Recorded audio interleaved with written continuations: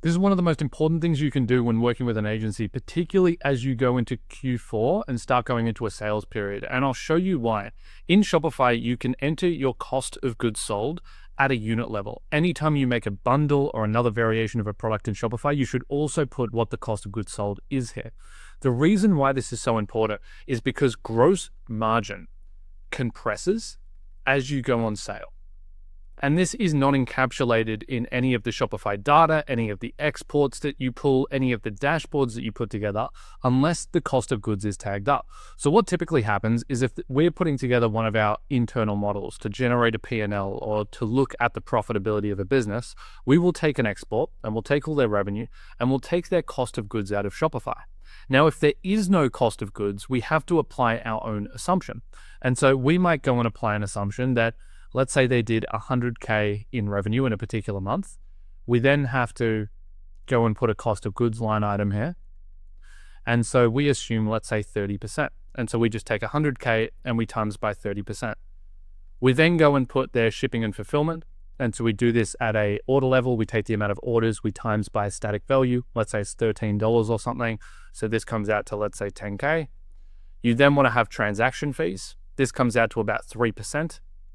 This is going to remain static over time. It's not going to be that variable. You then get gross margin at this level, which is 100 minus 30 minus 10 minus 3, which comes out to 57,000. And this is gross profit. And you'll see where this is going, and you'll see why this is one of the most important things you can do when working with an agency and KPIing on marketing. From here, we do one more thing. We minus off ad spend. So let's say this business is spending $20,000 on ad spend to keep it really easy. That means that your profit contribution, which is the metric that should be getting measured by your agency, is 37K. Profit contribution, and technically this is called profit contribution 3. Perfect. Now, let's say next month, you go into a sale period. Now, this could be any point in the year. You do some kind of sale, you maybe introduce some kind of new offer, you change your pricing, it doesn't matter. But for this sake, let's say it's November. And let's say all the numbers stay the same, just so it's really easy math and you can understand why this is so important. 100K in revenue again. But this time you were discounted. And so your products that you normally sell for $100 and they cost you $30 and you make $70 on them, now you're going to discount, or you're going to make a bundle, or you're going to change the structure of your offer in some way. And let's say the price now comes down to $70. Maybe it's a 30% off flat discount. Now your cost of goods remains the same at $30. And so now, rather than you making $70 in margin here, this gets compressed, which is exactly why at the very start of this video, I said that the reason why you need to tag up cost of goods in Shopify is to be able to measure margin compression. Because margin compression is not encapsulated when you use a static value. And you'll see this in further detail in a moment. So this equals 40. So now instead of making $70, you're making 40. But if we don't know what has actually occurred here, what do? Well, we take the 100K and we go, your cost of goods is 30% of this. And we go through the whole thing and we end up at the same number. Even though your profit contribution and your gross profit is not the same off the same amount of revenue. And this is the issue when you don't have cost of goods tagged up in Shopify, is that you go and apply a static assumption on cost of goods. We say cost of goods equals 30%, and then all of our numbers are wrong. Let's say cost of goods is tagged up in Shopify. Well, if it is tagged up in Shopify, then what happens is that we don't need to go and put a static assumption in here. We don't need to say 30% or 35% or whatever it might be. Shopify will just give us the number. You can go into Shopify, you can look at a report, it'll tell you what the cost of goods is for that month. It'll tell you what the gross margin is. And so in that case, let's say this goes and it does spit out 30K, exactly. But in November, it says 55K. Once again, why has cost of goods gone up? It's because you've discounted your price, so you're doing the same amount of revenue, but you're moving way more volume because the actual top end price is decreased. And so your cost of goods goes up proportionately. Now, shipping and fulfillment, this also goes up as well because you're fulfilling way more orders here because you're doing more volume at a lower price. So this will go up too. And then transaction fees will remain the same because the revenue doesn't change. And so then when we look at this gross profit calc, this now goes down to 27,000 in GP.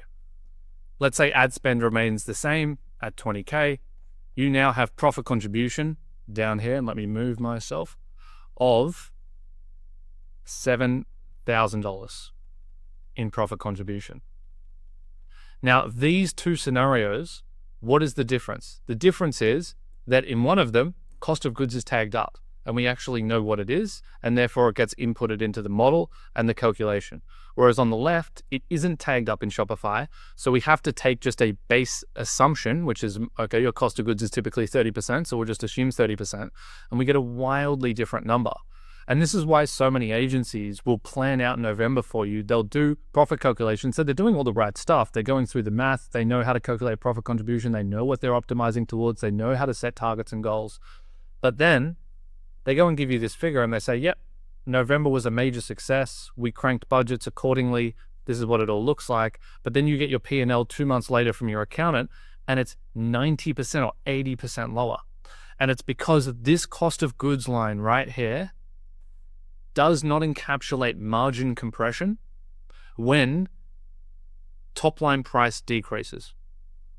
So the most accurate way to approach this is to tag up your cost of goods so that you can just see this number live. Now, it's still not going to be perfect. It's never going to perfectly encapsulate cost of goods. There's going to be error in there. The number that you calculate here, the one guarantee is it will not be dollar for dollar, whatever the P&L ends up outputting, but it's going to be close. It's going to be within 5 to 10% rather than being within or being wrong by 80% or 90%. Now, there is a second way that you could do this. If you really don't want to tag up cost of goods in Shopify for whatever reason, what you would need to do is calculate the new unit economics of the offers that you're selling, know how much volume you're going to do through each of those offers, and then create a new percentage assumption for the month of November.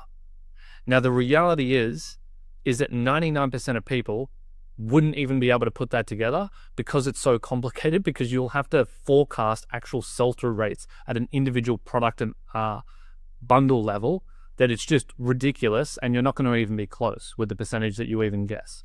And so if you go down that route and you try to guess and you go, okay, well, we think cost of goods will go up to 45%, this is going to be wrong, and you're just going to enter more error into the equation. It's going to take you ages to even figure this out in the first place, where it was just faster for you to go and make sure COGS is tagged up in Shopify.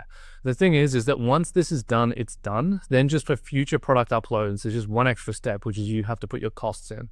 And that will allow you to have much better visibility over margin in real time, and it allows the agency to better KPI accordingly. If you know that margin drops and you can measure this in real time in Shopify in a report, you can pull up a report and look at gross margin yesterday, and you see it's shrunk, it's compressed by 20%. Well, we now know that a 4 MER target is not acceptable. We need to go and move that to a 6, or we need to go and move that to a 7 so that you can still be profitable. And therefore, your marketing KPIs will change in real time.